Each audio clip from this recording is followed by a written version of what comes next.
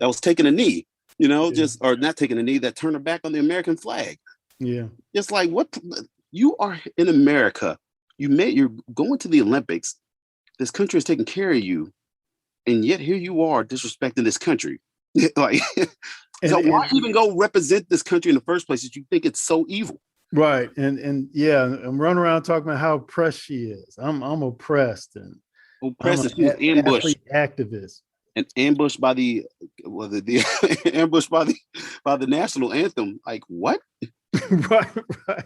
You know what? Maybe I she was would have played with expecting a to little play bit of some pride. Michael Jackson. Yeah, she would have played with a little bit of pride of the country. Maybe she would have came in first and not third. Right, right, right. And brother, when you think back, like you look at people like Jesse Owens. I mean, he Oh lived yeah, at a time when, shoot, it man, was real. it was rough to be right. It It was was rough. real. It was rough, but he proudly worked his butt off to represent the United States in the Olympics in Nazi Germany.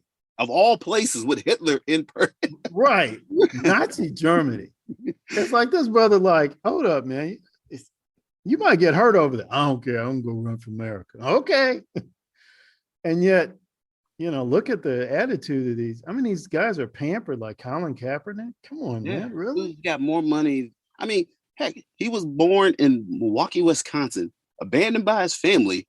A white Mm-hmm. family adopts him, and then all of a sudden he goes to war against white people. You're right. Like, but that's because he got with that. His girlfriend was a big time activist. So like I said, I was a big time 49er fan, and I was Colin Kaepernick's biggest fan. I don't care what anybody says. Uh-huh. I saw that transition, and man, that hurt me, bro. That hurt.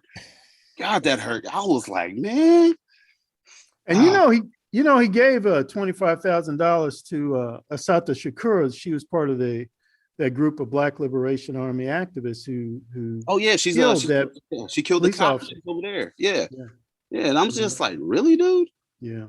If that's being oppressed, I want to be oppressed too. Because if that's gonna give me millions, I mean, maybe we Yeah. stupid, Corbin, for going down this road. Maybe And, we but crazy. I really have some serious questions about this Nike. Why are you giving this guy so much money for what? It sells, man. For Because what? I feel like BLM, racism, and all this stuff right now, it is the hot topic right now. And Yeah. they know it sells. And you know what it is? I think they're playing on the guilt of white people. Like I Yes. said, white people never felt like this before. My friends never came up to me, felt guilty, or felt the need to apologize. Or now all of a sudden it's just like Yeah. white people want to feel like, hey, I'm sorry about what my people did, and and now they want to contribute. Yeah. But I'm just like, They can cut me a check. I don't have a problem with it. hey, Cut me a I'll take check. some money. Put in the memo section, this is my reparations to you. Hey, no problem. I'll give them a receipt. I'll give them a certificate. I don't care. Yeah. Y'all cut me a check. I'll take it. Don't give it to the NAACP or the National Exactly. Urban League. No, straight to me. I'm black is all day. Cut me that check. Give me that check. You don't need the United States government That's to right. force you to do some reparations. You really think black folk will do reparations? You really feeling all that guilty? You cut me a check. I just want to make it known that I have yet to receive any money from any super white folks this last year. I'm still waiting. Hey, there you go. I'm still waiting. I got two Yeah. black babies I'm trying to feed and put to school. So That's right. Why are you sending it off to who is it? Why are you sending it off to Black Lives Matter so they can go around here and invest in real estate in California? exactly, get all these mansions, and cut them and separate themselves from the community that they claim to love. Right. Lunacy, man. I don't know what she was thinking when she bought that property. Like, chick, didn't you know this? It's public. Oh, I know what she was thinking. That's a nice house. I don't want to be surrounded by my own people because I don't want nobody to come and steal my stuff. That's what she was thinking. She knows what's up, man, in the hood. That's why nobody get rich and stay in the hood, man. You don't. Very few. There are some that do, but not all. Even those, a lot of them rappers even come out eventually. Oh yeah. Some rappers would say to the successful ones, man, at one point you got to come on out of there because you might get shot. Yeah, man. Look at your boy, who was it? Nipsey Hussle. My Lord. Yeah.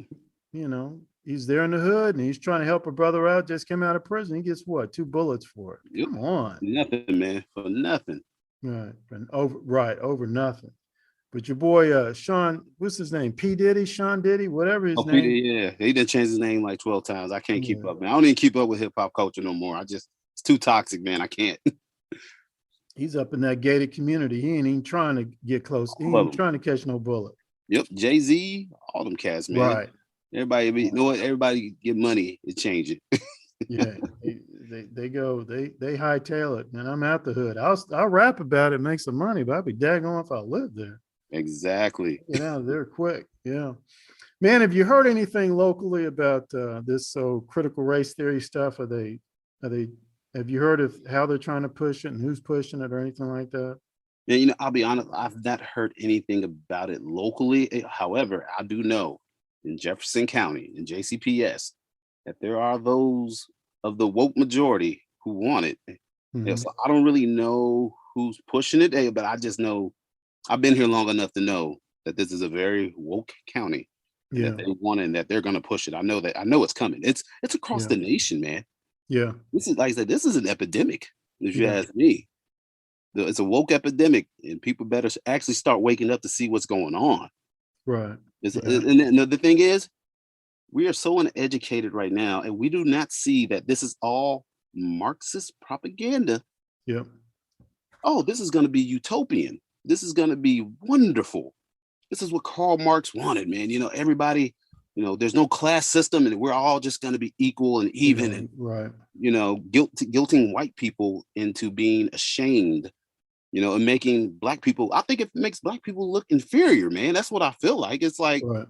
we can't do anything, but so we got to shame white people, and it's just it's frustrating.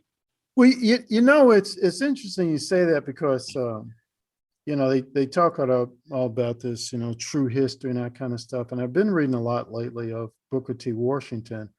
And, he in turn talked about a lot of what our folks were doing during that time, immediately after emancipation, all the way up to the early part of the 20th century. And it was remarkable about many of the successful Black businesses and Black business owners, et cetera, he was talking about. Yeah, not even that, man. It was just the Black family was so intact in those days. Yes, absolutely. I mean, the Black communities were thriving. And Yeah. that's when we really started getting into government. Man, we just had so much stuff going for us back then. And Yes. it's crazy how coming off the hills of slavery, and all this stuff, that we were a lot more intact than where we are now. Yes, absolutely. Absolutely. I think who was that white dude who came out with that study back in 1962, 63 or something. He was concerned about the dissolution of the Black family. And at that time, it was like, what, 25, 27% of Black children were, part of a fatherless household. Now it's 80 it's like, plus. yeah, 80 plus, man. 80 plus. That's insane. We have created a whole new term as a result of that cultural disarray, baby's daddy. Oh, yeah. My baby's daddy, my baby's mama. Not dad is my dad, it's my father, it's my mama, it's my mother, but baby's daddy. That's how prevalent it had become. They had to develop a whole new phrase around it, and that's horrific. And I don't know if slavery is all that bad, then it should have been that way from the beginning. But that was all part of the Great Society. Right. The Great Society stuff. We stepped in like, oh, hey, we will give you money. Just can't be in the house. And what's the man do? He leaves. And he just goes spread the seed from neighborhood to neighborhood. And next thing you know, you got all these kids growing up, man, fatherless. And studies have shown when there is not a father in the home, that kid will go astray. Yep. Mama got to work 2 jobs. Grandma tired. She don't want to deal with all that. So these kids are running amok, man. And we see it now with the crime rate. Like, if you look at Louisville right now, man, I think there's been over 100 plus homicides. Man, at least 85% of these homicide victims are Black. Yeah. But I was telling my buddy the other day how all last year I heard white people kept saying silence is compliance, talking about police brutality. And I told him, I was like, it's funny how when we talk about crime and murder in the Black community, it's nothing but silence. So is that silence? Is that compliance? I feel like we're saying it's okay that we do that. No, this is just our culture, man. It's just what we do. Yeah. Man, we're better than that. Absolutely. Came up out of slavery, man, and now here we are. Defeated the KKK with all this stuff, man, and all they got to do is sit back and watch us destroy ourselves. Right. And if we say anything about it, oh, you ain't black.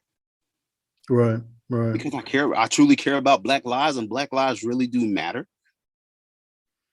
Black Lives Matter is not a political statement. That is an action. We got to show that Black Lives Matter. You got to show the world that you matter to each other. And until that happens, other people ain't going to take you serious. Absolutely. Right. And, there were some Black intellectuals, scholars, long ways back who were raising this issue. Haki Matabutu, Jawanza Kunjufu. And it's interesting nowadays around this whole Black Lives Matter stuff. You rarely hear from them. They're not being projected out there. The only Black intellectuals and scholars that are being projected out there are the ones who are saying, "Oh yeah, the police are brutalizing us. They're chasing us through the streets and gunning us down and stuff." No, that's not even scholars, man. That's just people with feelings. Yeah, speaking stuff that are not facts. Right. Absolutely. Yeah. Yeah. Hey, man, I got a hold of that copy of that book you once mentioned, Color, Communism, and Common Sense by Manning Johnson. Yes, sir. Man, I'm still going through it to where I'm trying to make notes so I can do it on my podcast. But brother, tell me, is that not play by play of everything going on today? And the part where he talks about the Black intellectuals back then that get money and then leave the community and go get their houses. As soon as he said that, in that book, I was thinking about, well, that's the lady from Black Lives Matter. Yes. Exactly what she did. I was just, man. Yeah. Like and you had also had mentioned how when you were reading it, you were thinking, when did this guy write this? Did he just write this last week? Because it's all relevant to what's happening right now. And I had to agree with you. It was scary, man. I was listening because I remember seeing it and I was like, whoa, man, this is literally last week, yesterday, day. Yeah. And it just blew my mind. This was written in like 1950s, man. I was just like, and the thing is, we are so uneducated. What's the old saying, Corbin? If you want to hide something from Black people, put it in a book. Put it in a book. Put it in a book. Right. Yeah, the copyright on this is 1959. 1959, man. Manning Johnson. Yeah. Yeah, 1950. It's a classic, really. It's a classic. And I had never heard of it, ever. Neither did I. I didn't hear about it till you brought it up. And then I said, well, let me go ahead and get a copy of this. And I'm so glad I did. It's pretty powerful. And be checking out some things by Booker T. Washington. A lot of times people only know about his Up from Slavery, but he wrote a lot of powerful stuff. And man, you want to talk about someone giving you a different historical perspective. And, really, if you had to compare Booker T and W. Du Bois, Booker T's got him beat hands down. It's often put out there, oh, W. Du Bois is this great intellectual, Dr. Du Bois and stuff. No, I'm no longer impressed with him at all after reading Booker T. Washington's writings. Not at all impressed with him. Yeah, I think W. Du Bois, he was more so of the communist, man. Yes. Communist mindset, man. Yeah, he joined the Communist Party USA when it was under Gus Hall's leadership. And they still have the letter. They preserved the letter. And he later left the United States. I'm not sure if he renounced his U.S. citizenship, but he later left and went to Ghana and died there in Ghana. He was interred there in Ghana. And they were for some reason, they're trying to dig him back up and bring him to the United States. And I wasn't quite sure why they were doing that. But yeah, he joined the Communist Party USA. He was very open about it. I remember, like you said, we name our schools, everything after W.B. Du Bois. It's crazy. It's just like, wow. Right, as if there were no high achieving Black folk from Kentucky or Louisville we couldn't have named that school after. We're trying to inspire Black males to do better academically. And what do? We name it after some nut job communist. But also as if to say, oh, we've had no high achieving Black males in the Commonwealth of Kentucky or Louisville, Kentucky. Are you kidding me? it immediately should have come to mind, oh, we need to name this after Dr. Joseph McMillan.